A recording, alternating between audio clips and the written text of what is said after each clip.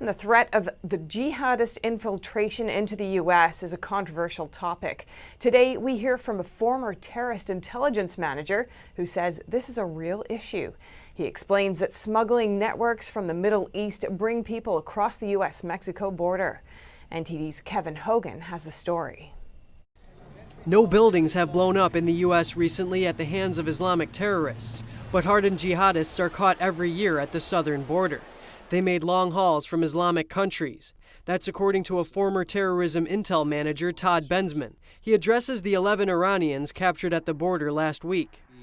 Right now, things are sensitive because the Iranians have promised retaliation for the assassination of Al-Quds General Soleimani. That's in the back of people's minds. The likelihood that these are bad guys is probably fairly low, but these are people, are Homeland Security people who occupy the near war have to at least rule that out.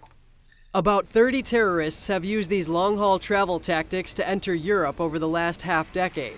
They've killed over 800 innocent people. America has been kept safe so far, but Bensman indicates if the public remains in the dark on this issue, who knows how long that quiet will last. Bensman says smugglers will exploit corrupt officials in Latin American embassies in the Middle East to buy passports outright. In the book that illustrate all of these problems with real terrorists and real jihadists that were apprehended, SIA smugglers that were charged with material support for terrorism, guys that got to the border who were lying to the asylum officers about their involvement with Al-Shabaab. And it goes on and on like that. There are too many stories like that. There should be zero of those. Thank you. Ex-Homeland Security Director Dinkins warns us not to become complacent about terrorist attacks. Just because it didn't happen today doesn't mean it can't happen tomorrow. Kevin Hogan, NTD News.